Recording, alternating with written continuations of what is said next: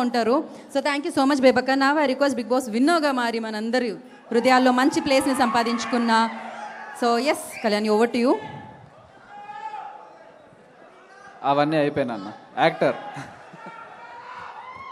Good evening అండి అందరికీ. So last year వరకు అక్కడ కూర్చోడానికి కూడా అర్హత లేనోడిని ఈరోజు 1 ఇయర్లో ఇక్కడికి వచ్చి కూర్చోనండి అంటే అదంతా మీదే వాళ్ళే. అండ్ దీని అందరికీ ఇన్స్పిరేషన్ ఎవరు అంటే చిరంజీవి గారు. అరే నాన్న లైవ్ నాన్న ఇది ఆగండి.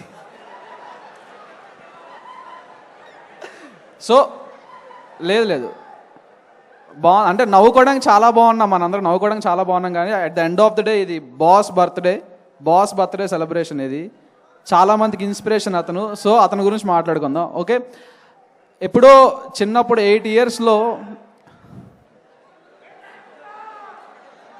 జై మెగాస్టార్, జై బాస్టర్, జై ప్రిన్స్, జై చరణన్న, జై గ్లోబల్ స్టార్. ఓకే యా, ఇప్పుడు మాట్లాడిస్తారా? ఓకే, సో ఒక్క నిమిషం ఆయన మాట్లాడేంత వరకు కొంచెం ఒక్కసారి ప్లీజ్. జై మెగాస్టార్, జై మెగాస్టార్, జై బాస్టర్. నేను నైట్ అంతా కూర్చొని జై కొట్టే ఓపిక నాకుంది. ఓకేనా? So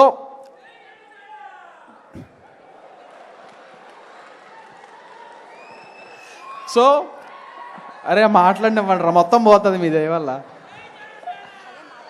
yeah okay, main thing ఏంటంటే అందరినీ మనం మన పెద్దవాళ్ళని ఎవరినైనా సరే సార్ కానీ మేడం అని కానీ రెస్పెక్ట్ ఇస్తాం.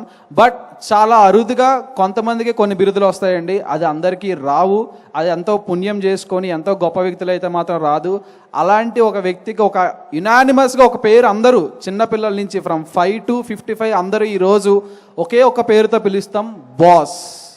అది అందరికీ రాదు, ఆ బిరుదు అందరికీ సూట్ కాదు కూడా. సో ఆ బాస్ అనే పదం తీసుకొచ్చారంటే అతను ఏదో పెద్దగానే చేస్తున్నారు. సో అలాంటి అతనికి మనం రెస్పెక్ట్ ఇచ్చి, చిన్నప్పటి నుంచి నాకు ద ఫస్ట్ హీరో 8 ఇయర్స్లో నేను స్టాలిన్ సినిమా చూసా.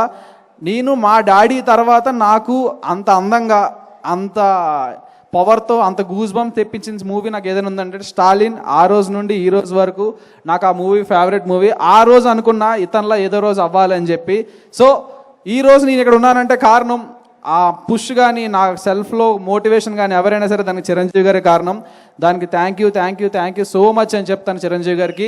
అండ్ బిగ్ బాస్ అయిపోయిన వెంటనే ఇప్పుడు డిసెంబర్లో అయిపోయింది, ఈ రోజు వరకు స్టిల్ ఈ క్షణం వరకు నేను అతను కలవాలని తప్పిస్తూనే ఉన్నా.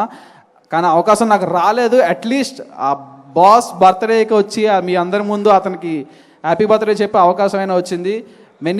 Many more happy returns of the day sir. మీరు ఈ వయసులో కూడా ఇంత కష్టపడుతున్నారంటే అంటే ఆల్రెడీ జస్టిఫైడ్ పర్సన్ ఇంకా కష్టపడి ఇంకా ఏం ప్రూవ్ చేసుకుంటున్నారో మనందరూ లైవ్ ఎగ్జాంపుల్ అతను, మనందరి ఇన్స్పిరేషన్ అతను. ఈ ఏజ్లో కూడా అతను అంత కష్టపడుతున్నారంటే